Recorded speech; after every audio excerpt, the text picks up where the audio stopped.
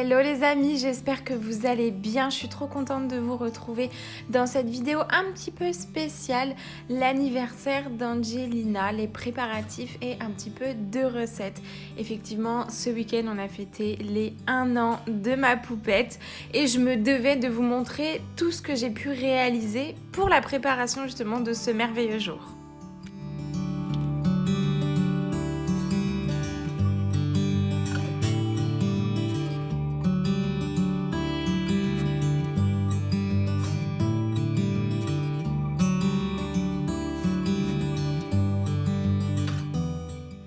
Tout d'abord 3 petits jours avant, je n'ai pas tout filmé le jour même car j'ai commencé à préparer déjà quelques jours auparavant la déco et ce que j'allais préparer, ce que j'allais faire justement pour l'anniversaire. Une chose toute simple, j'avais trop envie de faire la lettre A avec des fleurs. J'ai découpé quelques morceaux de carton pour pouvoir les coller ensemble et que ça fasse la lettre A. Qu'ensuite j'ai bombé en couleur argentée. J'ai pris la bombe de chez Action, mais vous en trouvez de toutes les couleurs et puis à peu près partout. Et j'ai acheté ces petites fleurs aussi qui sont en plastique, qui viennent de chez Action et avec de la colle, mais au final j'ai remarqué qu'il y avait du fil de fer à l'intérieur, donc je n'ai absolument pas utiliser la colle. Je fais des trous dans mon petit A pour pouvoir y assembler dedans toutes les fleurs et ensuite ça va me faire une jolie lettre bien fleurie justement.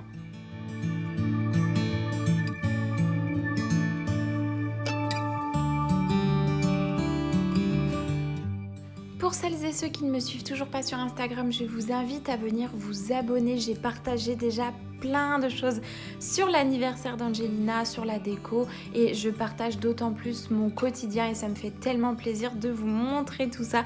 Alors n'oubliez surtout pas de venir vous abonner.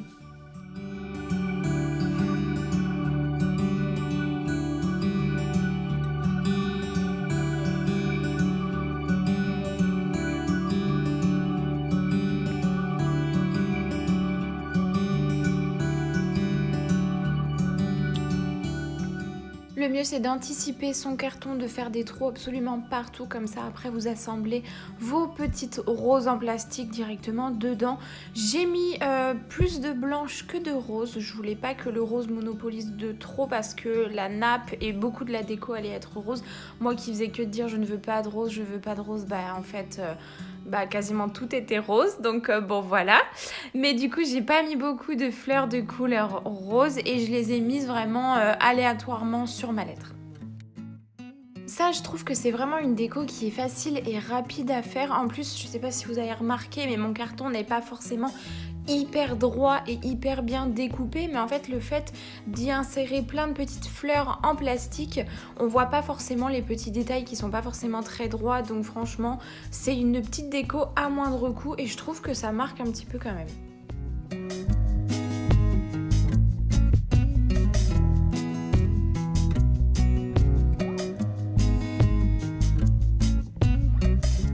Alors ça, j'ai reçu 1 milliard de messages pour savoir comment j'avais fait ma petite déco de Kinder Bueno. Alors il faut savoir que je travaille déjà dans le digital depuis un petit moment et que j'aime beaucoup faire de la création sur page vierge. Donc effectivement, tous mes designs, je les ai fait moi-même. Mais je vais vous montrer comment j'ai fait. Premièrement, les Kinder Bueno, ils vont rester emballés.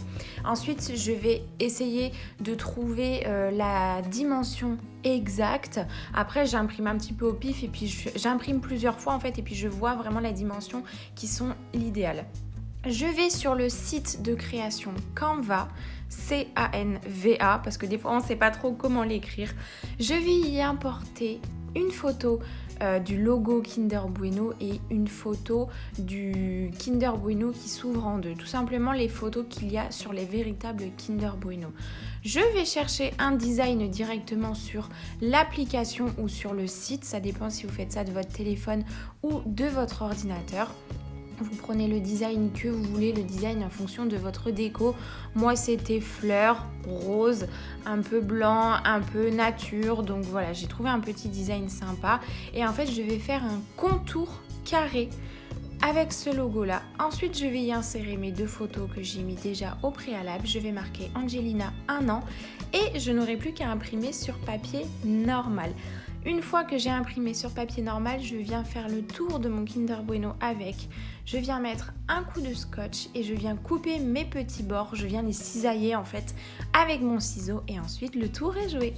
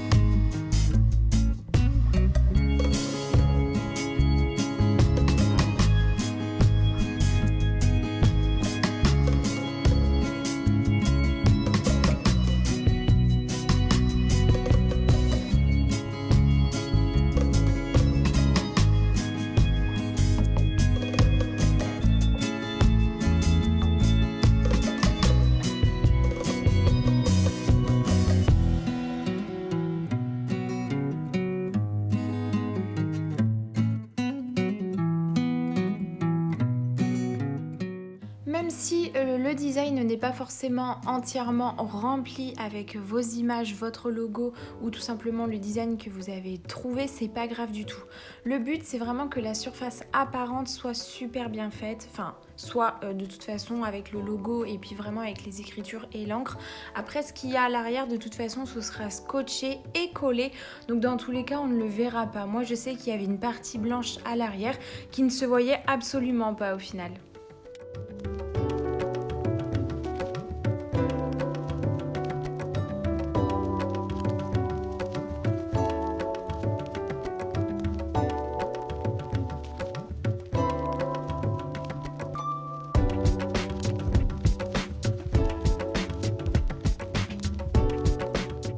Deuxième petite partie création par rapport à la déco, je vais faire des petites bouteilles d'eau personnalisées avec le prénom d'Angelina et son âge. Je vais faire exactement la même chose que précédemment. J'utilise toujours le même site Canva et je prends exactement le même logo, le même design que j'ai trouvé via le site.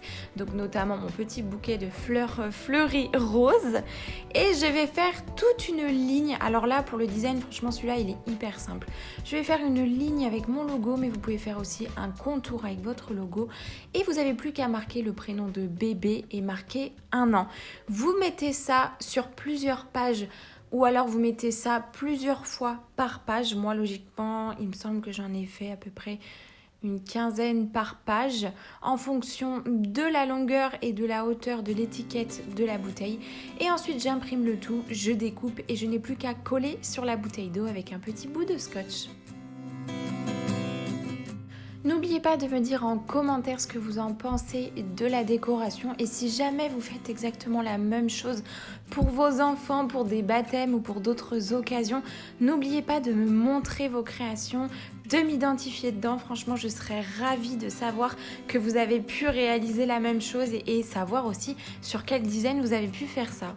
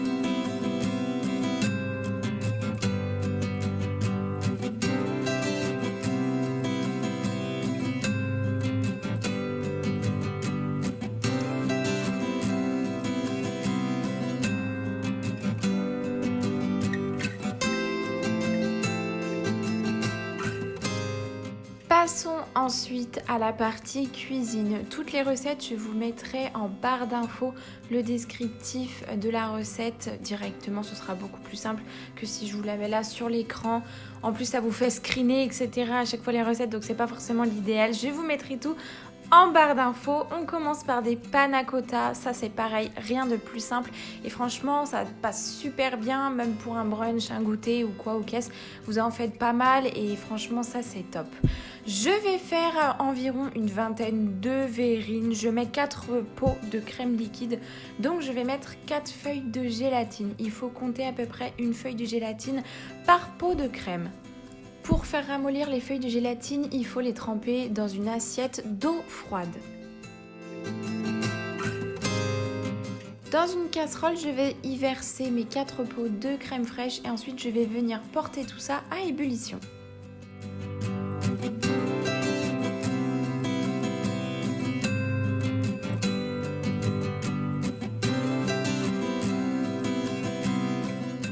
Je rajoute environ 6 cuillères à soupe de sucre. Si vous mettez un sachet de sucre vanillé, enlevez 1 voire 2 cuillères à soupe directement. Et je vais venir rajouter un petit peu d'arôme de vanille.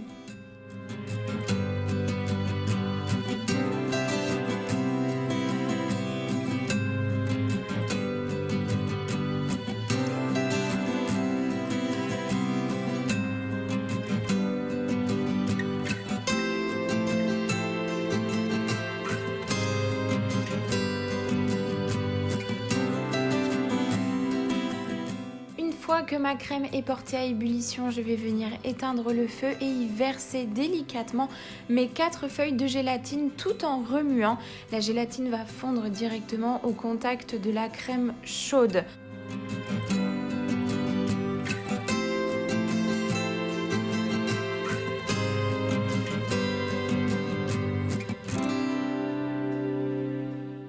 Je viens donc par la suite verser ma crème dans mes petites verrines et je vais ensuite mettre le tout au frigo.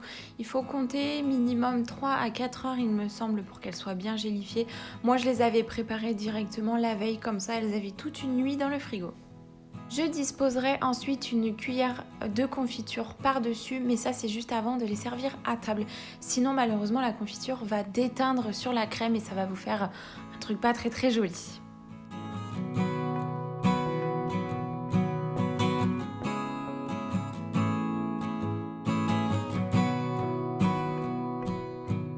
Pour la suite du goûter brunch, je voulais préparer des pancakes. Au final, je me suis dit crêpes, pancakes, je ne savais pas du tout. Au final, j'ai fait des crêpes, c'est ce que j'arrive à mieux faire. En tout cas, moi, c'est ce que je préfère. Et au final, j'ai fait une très grosse assiette et je peux vous le dire maintenant, elle a été dévorée en l'espace d'1 heure, même pas. Pour la recette, c'est tout simple. Je mets 3 œufs frais, c'est encore mieux. Je vais mettre un sachet de sucre vanillé, quelques cuillères à soupe de sucre. Ça, moi, j'en mets 4, 5, 6, ça dépend vraiment de la recette. Bien évidemment, juste avant, j'ai mis de la farine et ensuite, petit à petit, je vais venir verser le beurre et à la fin, le lait. Si vous voulez vraiment ne pas rater votre pâte à crêpes et ne pas avoir de grumeaux, attention, le lait se met au dernier moment et se met petit à petit. Au fur et à mesure que vous versez le lait, il faut vraiment bien mélanger pour éviter que la pâte crée en fait des grumeaux. Vous allez voir sur la vidéo directement comment je fais. Si vous mettez tout d'un coup, malheureusement, la pâte que vous aviez auparavant sans le lait va rester hyper compacte et ça va vous donner un truc plein de grumeaux. Donc voilà, c'était les conseils d'une Bretonne.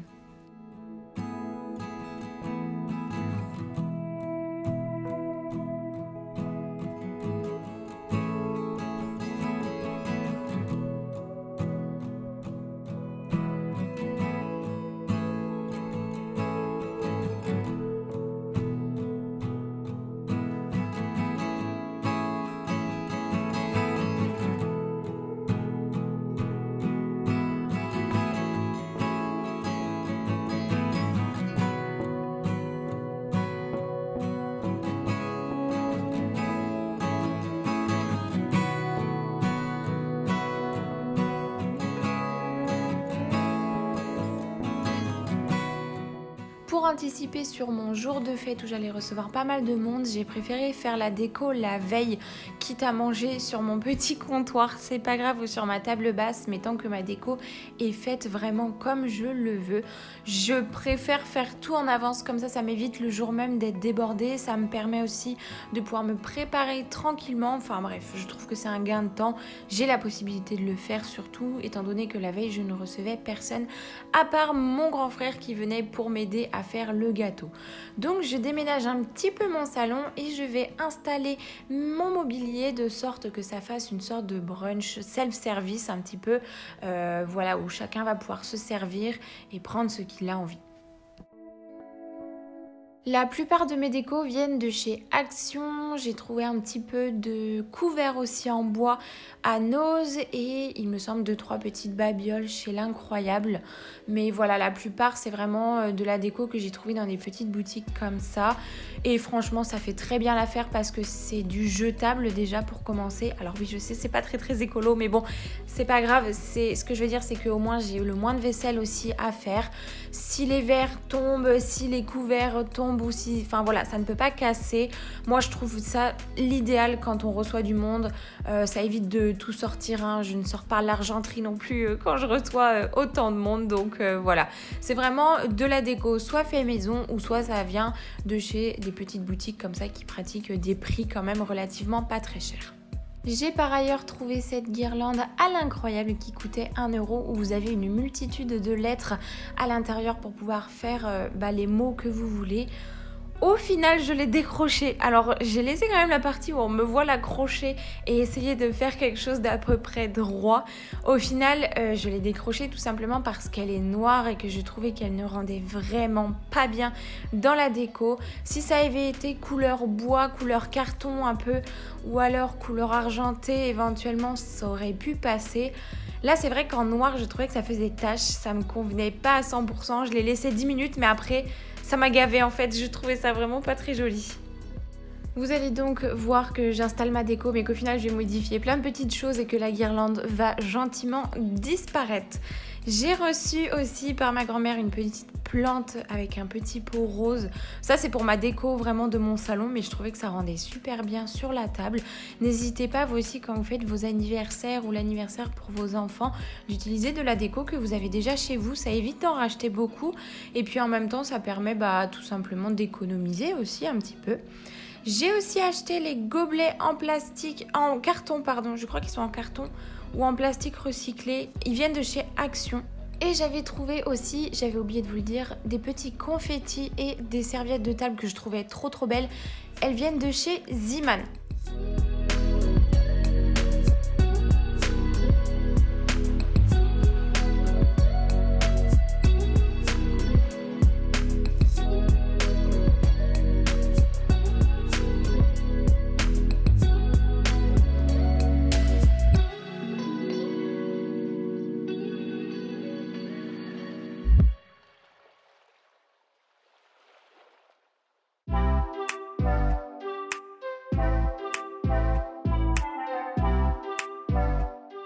J'ai aussi acheté des ballons à confetti en forme de cœur qui viennent de chez Action. Au final, j'en ai gonflé un, j'ai remis le paquet dans son emballage et j'ai remis tout ça dans le placard. En fait, le problème de ces ballons, c'est que quand on les gonfle, les confettis restent dans le fond. Et même avec de l'électricité statique, pardon, j'arrive pas à le prononcer ce mot-là, et ben en fait, ça collait pas du tout, c'était une catastrophe. C'était pas ouf. Donc au final, j'en ai gonflé un, je savais pas où le mettre et puis voilà, je savais plus quoi faire.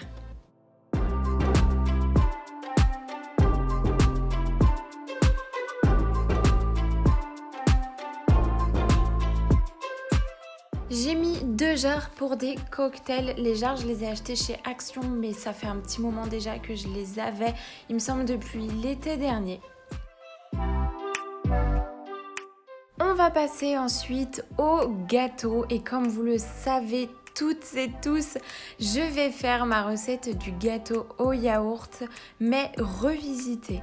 La recette du gâteau au yaourt, je l'avais déjà faite dans une précédente vidéo. D'ailleurs, c'est une vidéo qui a eu grand succès parce que ce gâteau a eu grand succès pour vos bébés, donc je suis vraiment trop contente. La recette se trouvera toujours en barre d'infos, c'est vraiment la même. un pot de yaourt nature. Moi, les yaourts que je prends, c'est ceux de chez Lidl directement.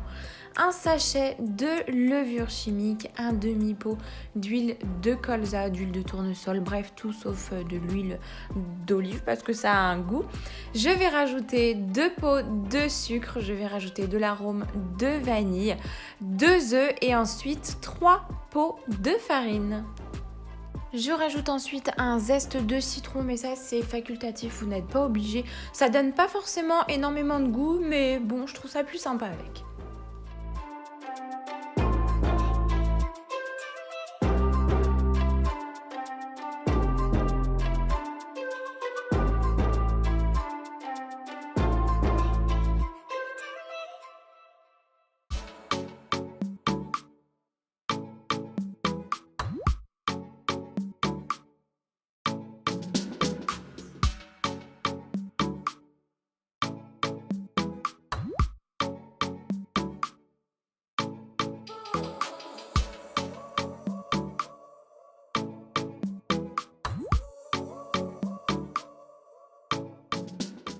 Une fois que ma préparation est bien mélangée, je vais venir beurrer et fariner un moule.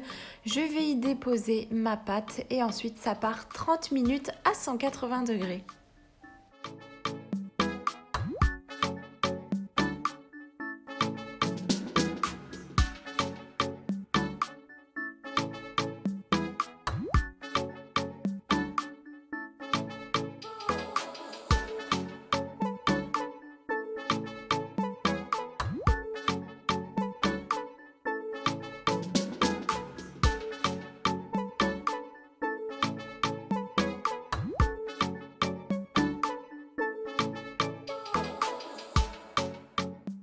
Attention, petit trompe-l'œil. Je pense que sur certaines vidéos, sur certaines photos, j'ai réussi à vous berner. Car ce gâteau n'est pas un véritable gâteau. Mon grand frère étant pâtissier m'a ramené un faux gâteau, donc en polystyrène, fait avec une couche de pâte à sucre. C'est souvent ce qu'on utilise pour les wedding cakes, pour les mariages, pour les anniversaires, les baptêmes, ces choses-là. En fait, il y a seulement une seule partie qui va être un véritable gâteau. Le reste, c'est que du fake. Donc voilà. Pour la déco, c'est magnifique. À manger, je vous le conseille pas du tout. D'où l'importance de faire un véritable gâteau à côté. On va faire des petites fleurs en sucre.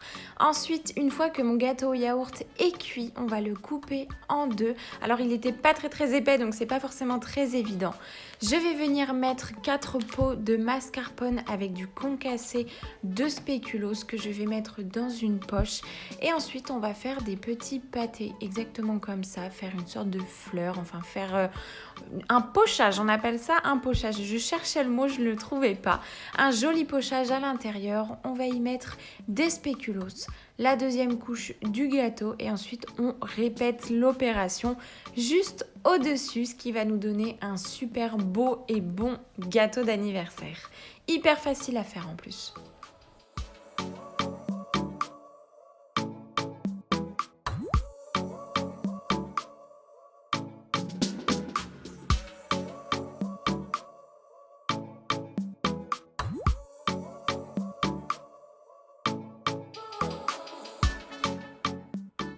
Et voilà le résultat du véritable gâteau d'anniversaire pour Angelina.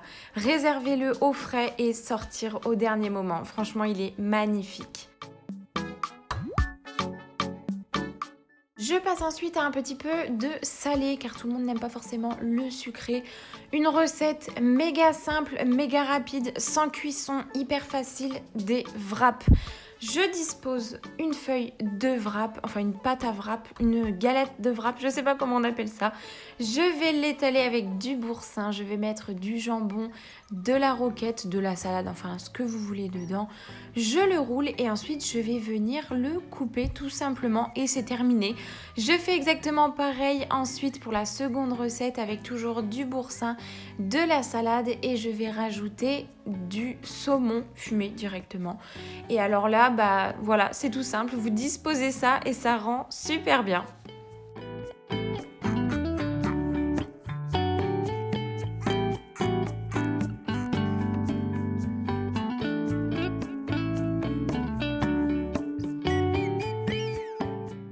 Voilà à peu près la déco une fois quasiment terminée. Je n'oublie pas surtout de gonfler le gros ballon numéro 1 pour les 1 an d'Angelina. J'attends vraiment vos retours en commentaire. N'oubliez pas de venir m'écrire ce que vous en avez pensé. Franchement, j'ai adoré préparer l'anniversaire de ma fille, préparer la déco, c'était super. Je suis sûre que si vous vous lancez dans l'aventure, vous allez adorer le faire aussi. Ma maman m'a ramené énormément aussi de petits gâteaux. Et enfin, j'ai fait appel à mon amie Johanna qui m'a préparé des cupcakes, mais magnifiques. Regardez-moi ces cupcakes au Nutella et au spéculoos. Je vais vous mettre son Instagram juste là. Allez la follow, franchement c'est énorme ce qu'elle fait, c'est magnifique, un travail de dingue et c'était vraiment aussi bon que beau pour vous dire. Donc voilà, c'était vraiment la petite touche finale qui allait super bien avec la décoration.